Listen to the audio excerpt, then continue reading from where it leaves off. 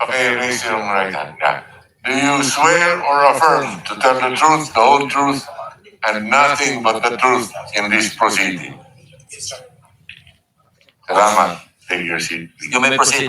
You may continue. Salamat po, Mr. Chair. Mr. Gutesa, kanina ako ay nagpapaliwanag para ipakilala kita. Narinig mo yung aking sinabi. Yes, Pwede mo bang i-confirm na kung ano yung sinabi ko ay yung nangyari kahapon? I confirm, Your Honor. Salamat po. At ngayon po ay hawak ko nga ang inyong sinumpaang salaysay na nung draft ito ay binasa ko. Ganun din nga po at wala namang pagbabago.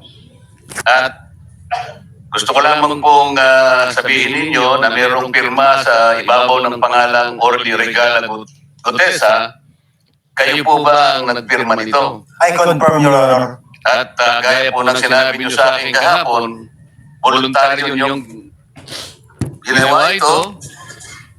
At wala namang nabilit sa inyo. At katotohanan yan, ako nga po ay liniyayaan niyo para makita ko yung inyong salaysay. Yes, Your Honor. Ito po ay pinanotaryo ninyo. Nakikita ko rin po. Totoo po ba itong notaryo ito? Totoo po, Your Honor. Ngayon, kayo na po ang magbasa para sa ganun ay marinig po ng buong kapulungan. Pwede po niyong basahin ang inyong salaysay. Maraming salamat, Your Honor. Mr. Chair, can you proceed? You may proceed. Ako po'y nagpapasalamat sa pagkakataong ito. Sa Senate Blue Ribbon Committee, Senator Ping Lacson, sir. At sa iba pang member na nandito po. Ako po si Orly Gutesa, may asawa, nasa tamang edad, Pilipino, makatapos, makapanumpa na ngayon sa umiiral na batas ay nagsasaad at naglalahad ng gaya ng mga sumusunod. Ako po ay lumabas upang magsalita sa isyu na ito. Bilang isang dating sundalo, inaalay ko ang aking buhay para sa ating bansa. Sa pagkakataong ito, nagdesisyon akong magsalita at maglabas dahil ayokong maging masama ang kinabukasan ng aking mga anak, apo ko sa darating na panahon. Ayoko pong naririnig ko at napapanood ko sa pagdinig ng Blue Ribbon Committee at ngayon ko po napagdugtong-dugtong yung naging partisipasyon ko po sa anomalya at korupsyon na ginawa at lumalabas sa hearing na ito. Yung palang pera na binubuhat namin at dinideliver mula sa masamang gawain na nagdulot ng baha na ikinamatay ng tao at imbis na gamitin ang pera sa edukasyon, medikal at programa na mapunta lamang pala sa bulsa ng mga politiko. Mabigat po sa akin magsalita dahil may pamilya ako. 4 ang anak ko, nag-aaral pa.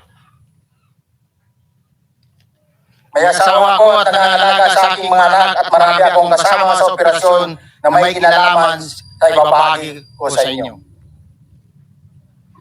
Nagtatrabaho lang po kami ng mga kasama kong sundalo sa Philippine Marines.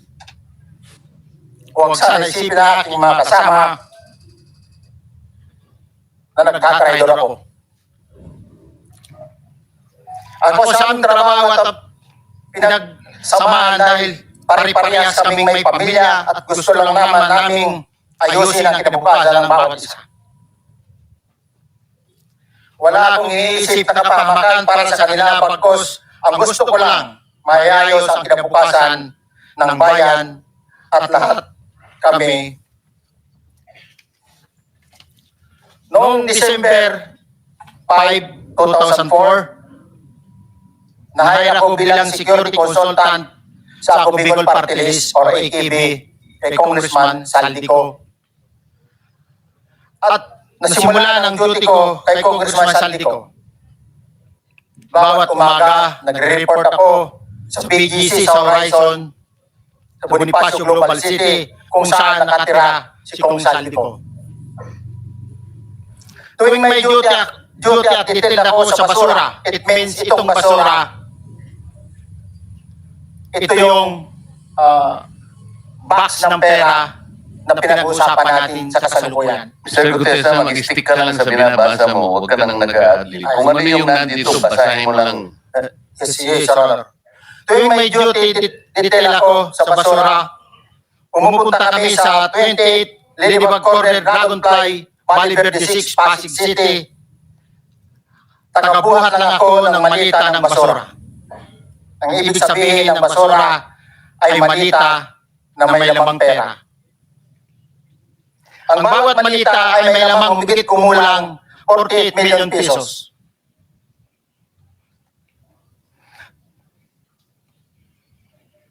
Ang bawat malita ay may push-it na nakadikit na nakasaad kung magkano ang laman ng bawat malita. Tuwing may duty detail sa basura, may pumupunta na tao na magdi-deliver ng basura at nire-receive ni John Paul Estrada at Mark Iksay. Ang mga executive assistant ni Congressman Saldico at sila ang mga detailed sa mga ganyang activities. Ang mga nangyayari kapag duty kami sa basura. Kalimitang dinadala sa bahay ni Congressman Saldico sa Valley Verde 6 at tinatanggap naman ni Mark at ni Paul. Pagkatapos naming may baba ang nasabing basura, ipinapasok sa bahay ni Congressman Saldico sa Valley Verde 6 at binibilang ni Mark at ni Paul. Alam ko na ang laman ng malita ay pera sapagkat nakita ko si Paul na binuksan ang malita at inilabas ang laman para bilangin. Ang isang ehemplo na nagdala ng pera ay si Congressman Eric Yap ng ACT-CIS Party List. 46 na malita ang dala niya sa bahay ni Congressman Saldico sa Valley Verde 6. Pagkatapos mabilang, isinakay namin sa mga sakyang patungo sa Horizon Residence sa Taguig. At dumiretso kami sa basement upang may baba ang nasabing basura. Bago ibaba ang nasabing basura, ito, Meron napuputol sa binabasa mo eh. Huwag kang magmadali. Huwag kang magmadali. naputol na. Ulitin mo yung paragraph 20. Hindi ko makita na putol na siya.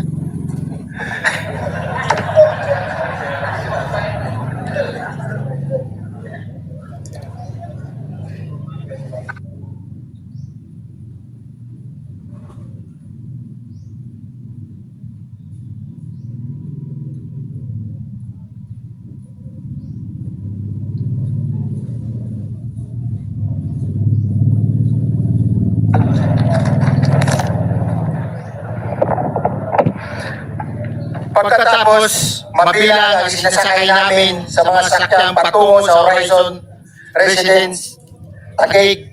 Pagdating sa Horizon Residence, dumidiretso kami sa basement upang may baba ang nasabing basura at dalhin sa unit ni Congressman Saldico sa 56th floor sa nasabing lugar kung saan siya nakatira. Bago ibaba ang nasabing basura, ito ay bawas na. Halimbawa, nag-akyat kami ng 46 na malita. Ibababa lamang namin ay 35 malita para i-deliver sa bahay ni House Speaker Martin Romualdez sa 42 Makin Street, Taguig. Ang labing isang malita ay naiwan sa taas ng 56th floor sa Horizon Residence. Humigit kumulang 3 beses ako mismo ang nag-deliver ng basura sa bahay ni Congressman Saldico sa Horizon Residence at sa mga bahay ni Speaker Romualdez sa 42 Makin Street, Taguig. mas maraming pagkakataon na nagdi-deliver kami ng basura sa bahay ni Speaker Romualdez at sa bahay ni Congressman Saldico dahil iba-iba kaming mga nakadetail na close-in, backup at advance party na nagkakaroon ng rotation. Sa huli, ako po ay nagnanais na mapasailalim sa Witness Protection Program dahil alam ko po nanganganib ang buhay ko at ang aking pamilya sa ginawa kong pagdalahat na ito. Sa katotohanan na ang lahat ay nilagdaan ko, ang salaysay na ito ay kusang loob at walang anumang pamimilit at bunsod lamang na hangarin matulungan ang ating bansa. Ito po ay nilagdaan ko